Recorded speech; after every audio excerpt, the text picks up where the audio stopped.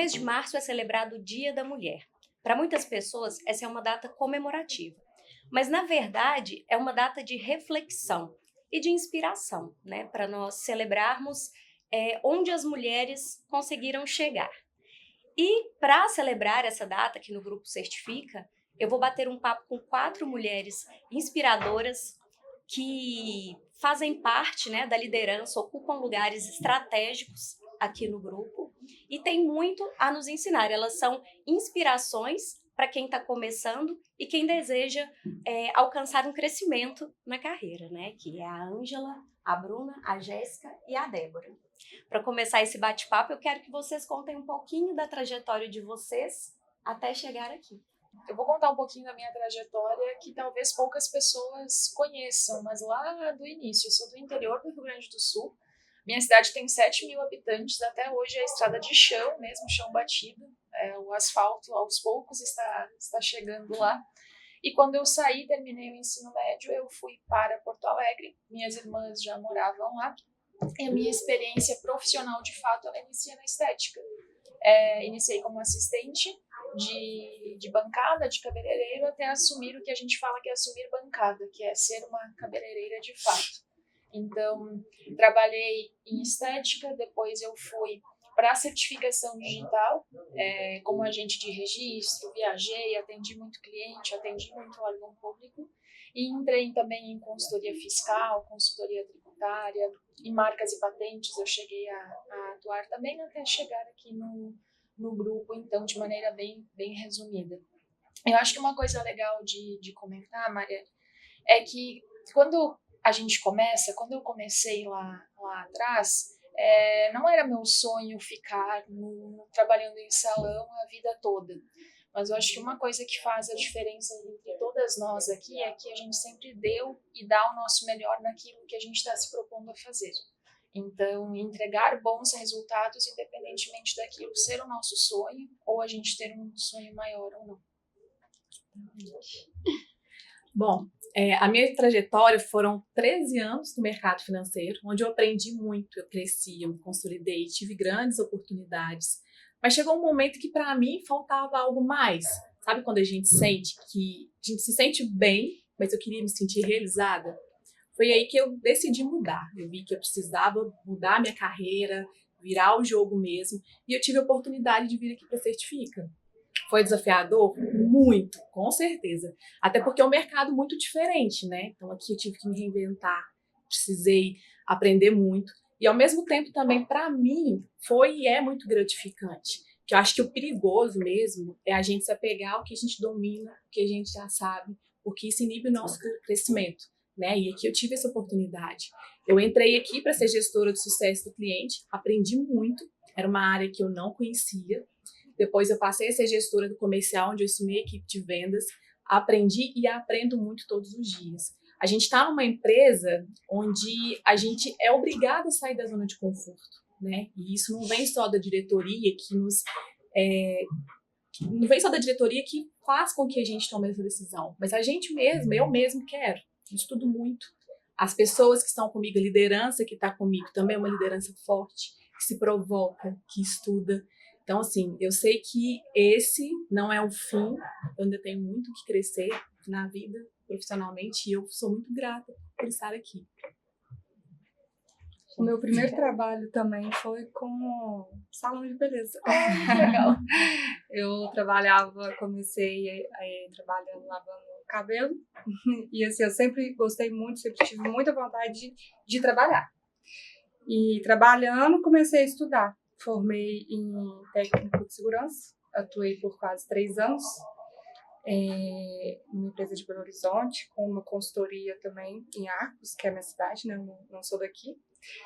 Formei em RH também, estudava tudo junto, em busca realmente de querer trabalhar, de querer crescer, não muito focada em alguma coisa específica. Depois de formada, falei, agora vou para a faculdade. Então, uma coisa que quase ninguém sabe também, eu sou formada em engenharia, mas trabalho com tecnologia há mais de 15 anos. Trabalhei numa empresa de suporte técnico, especializado na parte de RH, e departamento pessoal. Então, comecei ali esse envolvimento com a parte de desenvolvimento, de tecnologia, até quando eu me casei, vim morar em Formiga, e aí tive a oportunidade de vir para o grupo, né? Certifica. E aqui dentro também comecei no suporte, mas já passei por várias áreas, já passei pelo Doc Nuvem, pelo suporte, pelo CV, e até estruturar, a empresa começar a crescer e a gente precisar estruturar uma área de auditoria, de compliance, aonde eu estou até hoje, foi muito gratificante. E também, igual a Bruna falou, também não penso em parar por aí. Estou sempre estudando, né, melhorando, crescendo e crescendo junto. Bom, eu me formei com 17 anos no ensino médio, já entrei com 17 anos na faculdade de psicologia, era um sonho, assim. Eu era muito nova, né? E aí, durante esse período de faculdade, foram 5 anos de faculdade, eu sempre fiz muito estágio, eu estava dentro da faculdade, fazendo estágio, monitoria, né, querendo absorver, eu sempre fui muito curiosa, né, e absorver o máximo de conhecimento que eu podia. Quando eu me formei, eu tinha uma certeza, eu queria trabalhar na área de alguma maneira. Não me sentia ali preparada, né, eu tinha 22 anos, para atender, né, clinicamente, assim, não me sentia ainda madura, né, e tudo. E acabou que a área de RH, para mim, ela não era uma primeira opção. Mas quando eu me vi, falei, eu quero trabalhar na área, e tive a oportunidade, eu me apaixonei, né, realmente, que é totalmente diferente do que a gente vê na faculdade. E é justamente o que me fez apaixonar, assim, pela área, é a questão do olhar do ser humano, olhar humanizado dentro das empresas, assim, mas que gere resultado, porque eu sempre fui muito prática também, né? Não adianta no sentido de vamos nos abraçar e a gente não evoluir juntos, né? Não gerar resultado também para nós mesmos, para a nossa vida e paralelamente para a empresa. Então, eu entrei sem experiência nenhuma em RH, assim, e tive lideranças muito inspiradoras e que me ensinou mesmo do zero, sabe? Assim, a prática mesmo do RH. Nisso eu fui me especializando, né? Fui buscando conhecimento cada vez mais e eu passei por algumas empresas, foram 4 empresas, essa é a quarta. Eu sempre busquei conhecer o negócio da empresa para poder conversar sobre, né? Para não ficar só falando ali na caixinha dentro do RH.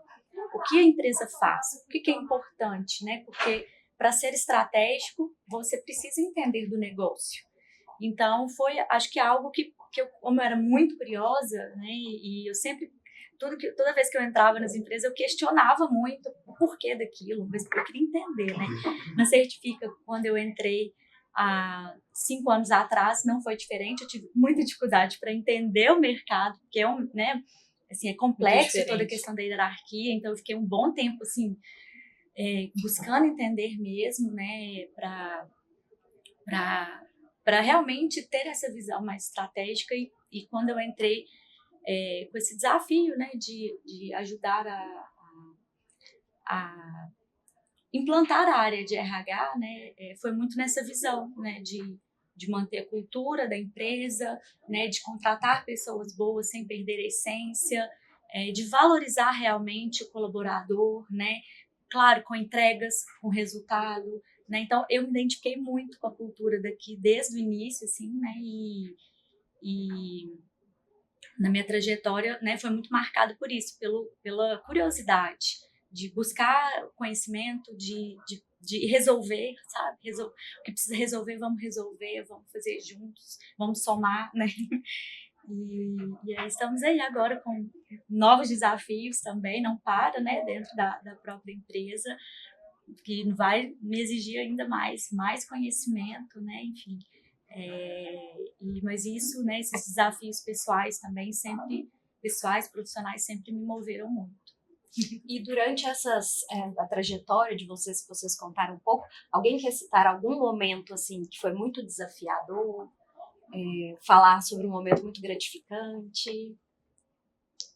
para mim, o momento mais desafiador foi a maternidade. Encontrar o equilíbrio, né? Como mãe de primeira viagem, aprendendo tudo, achava que não ia conseguir cuidar nem de uma criança, quanto mais cuidar de uma vida a partir daquele momento, né, que dependeria de mim. Mas um medo muito grande no começo, um pensar em como organizar, como conciliar tudo. Então eu vejo que foi um momento mais desafiador, mas um momento que passa também, que a gente se situa, que a gente consegue se organizar, que a gente consegue estruturar e encontrar um equilíbrio entre a maternidade, o profissional, né, e a vida pessoal como um todo. Mas para mim é um momento que me marcou muito, foi bem difícil encontrar esse momento, mas que ele acaba chegando também. Eu tô nesse momento. Eu concordo, assim, está sendo, ainda não passei por ele, é uma construção, está sendo muito desafiador, ao mesmo tempo que é muito maravilhoso, né, Jéssica? Assim, é algo que é muito dual ali, né? Porque é muito desafiador, é um dos mais difíceis da vida mesmo, de conciliar, de perder o controle ali, de saber que a gente não tem o controle de tudo, mas é muito bom, né? Assim, é muito gratificante, assim. Mas pensando num momento desafiador, para mim que foi muito também, foi na minha primeira empresa que eu trabalhei, eu tinha 1 ano de experiência de profissional e eu já fui convidada para assumir um cargo de liderança, de supervisão. Então, para mim, eu lembro que foi muito difícil, porque eu me cobrava muito, como se eu passei, hoje agora eu sou líder, eu preciso saber tudo, eu tinha que estar entendendo tudo, eu me cobrava muito, eu ter que saber tudo ali, e eu não sabia, eu tinha 1 ano de experiência profissional, né? Então foi um momento que eu vejo isso, muitos líderes passarem por isso, sabe? Assim, às vezes é alguém que está ali na operação, assim, no dia a dia, foi promovido, né, para líder, vai ser desenvolvido, é uma cobrança no sentido, eu tinha que saber.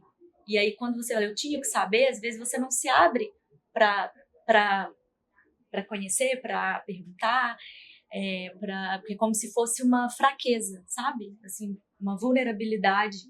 Então foram momentos porque eu realmente não tinha experiência, né? Então foi um bom tempo que eu levei para ir entendendo, né, a questão da liderança, me desenvolvendo, buscando, conhecendo. Mas eu sei que eu me cobrava muito e por muito tempo eu achei que eu tinha que dar conta de tudo ali, e naquele momento eu não estava preparada. Eu estava com toda boa vontade, força de vontade, de me preparar. E deu certo no final, assim, foi aos trancos e barrancos, né?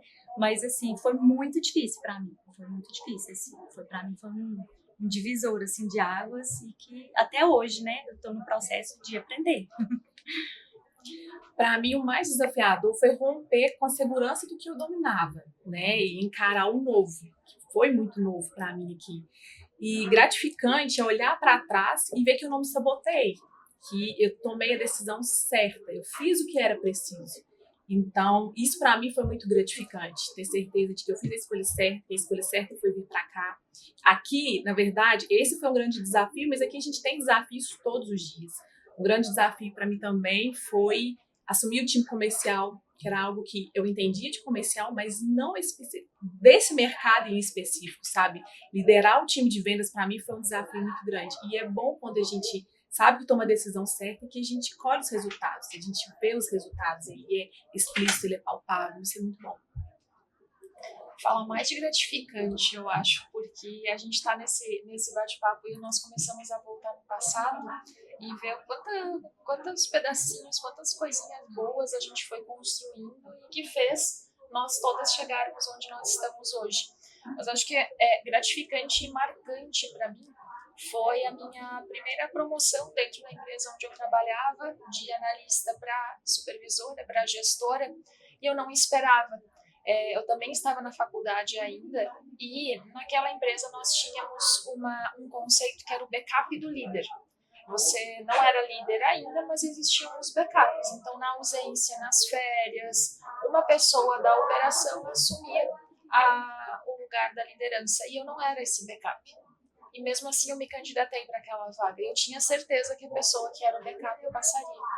E quando eu recebi a notícia, eu lembro até hoje porque foi muito diferente o que eu ouvi. A pessoa do RH e a gerente da área, que não era da minha cidade, era de São Paulo, eles me olharam e falaram assim: você passou, você vai ser a nova gestora, porque você tem brilho nos olhos. E aí eu disse: gente, brilho nos olhos está fazendo a diferença. A outra pessoa tinha tudo de conhecimento técnico, eu vou ter que aprender tudo.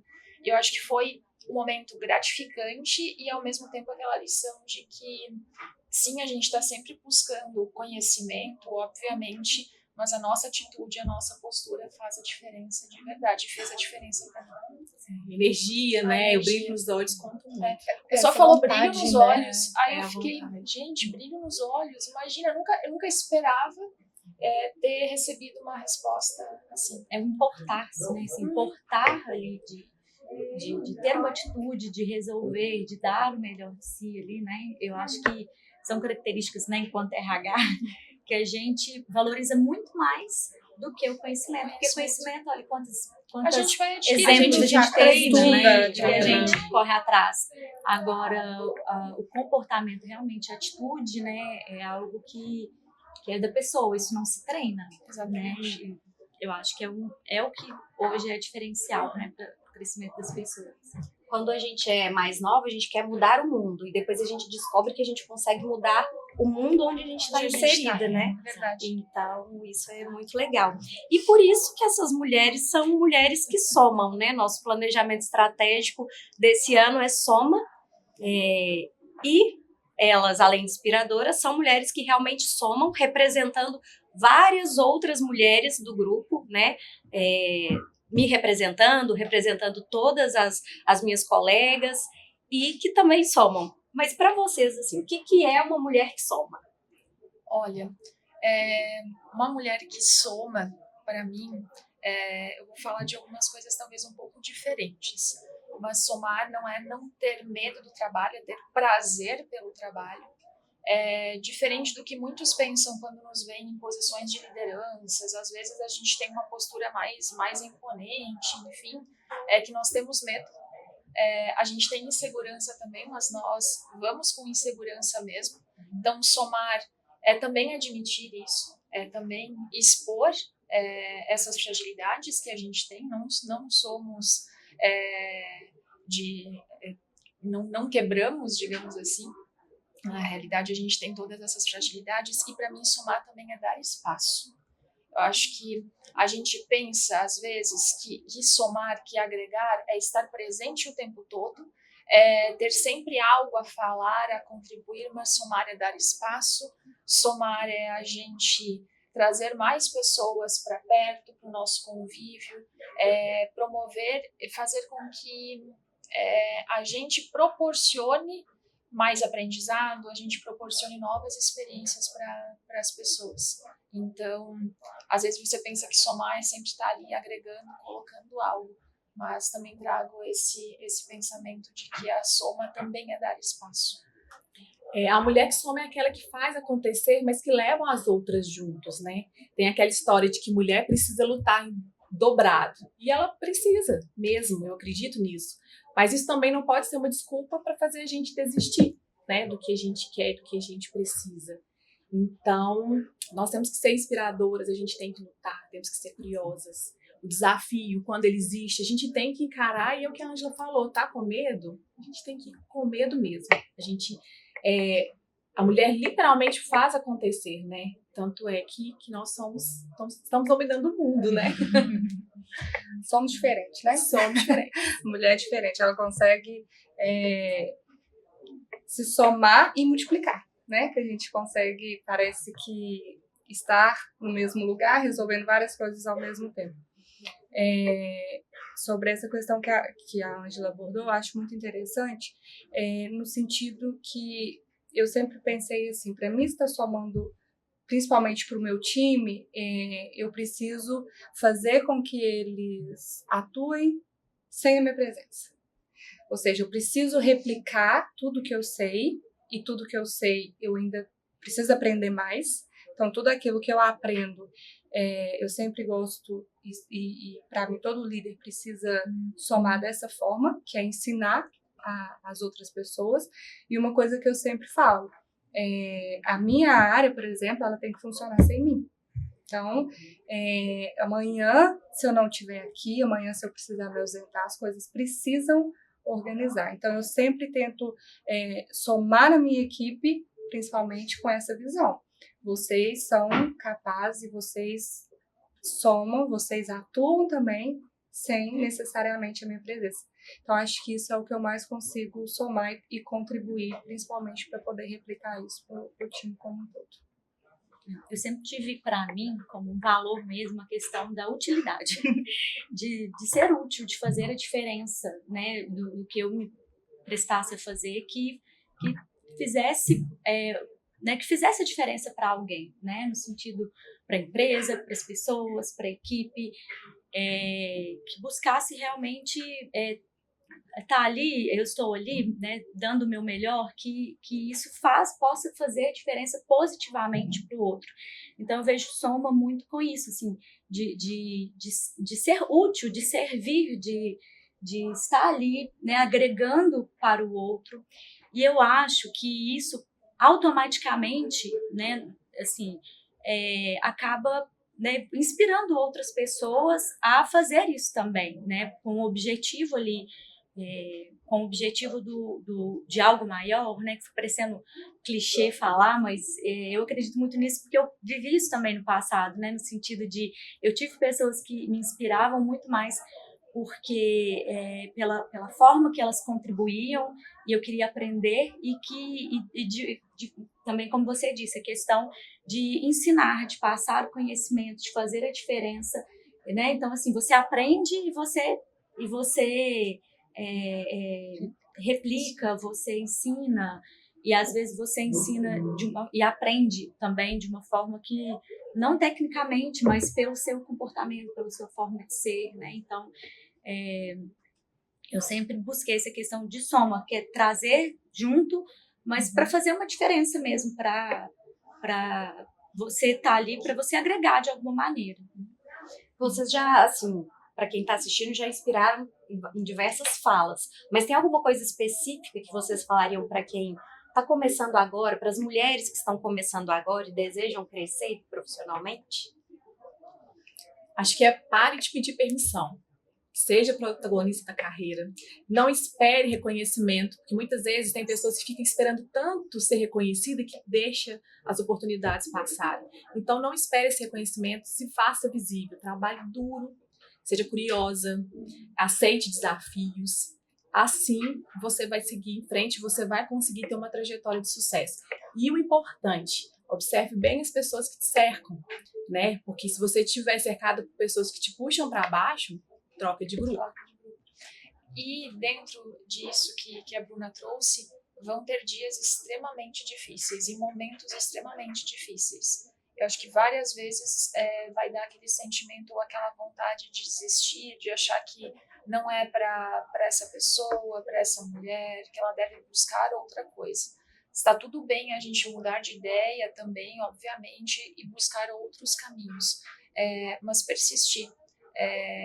Não deixar de lado o sonho que está lá no íntimo, de onde essa pessoa quer chegar. E o crescimento de carreira não necessariamente para todo mundo é chegar em cargos de gestão, alta liderança. Então é também entender isso.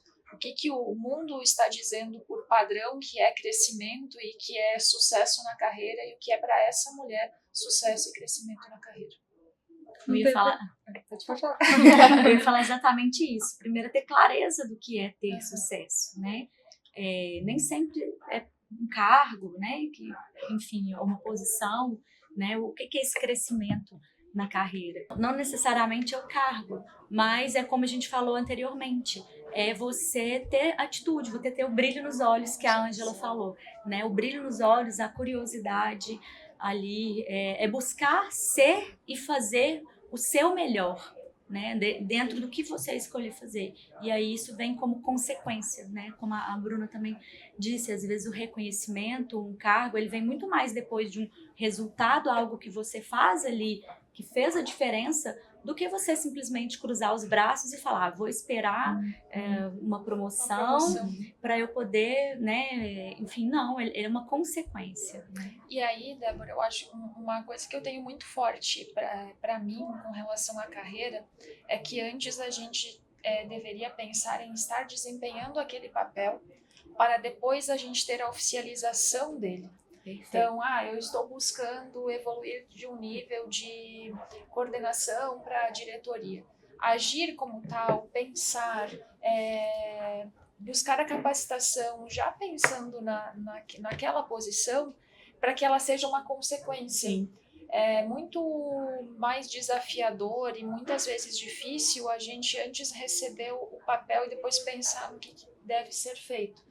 Claro que esse cenário não acontece sempre, mas do que depender de nós, do nosso pensamento, do nosso direcionamento, dos nossos esforços, que a gente busque fazer dessa forma. Eu acho que chegar feliz assim para trabalhar, saber que aquilo que você está fazendo, você está fazendo com gosto, com vontade, não simplesmente por tenho que ir, né?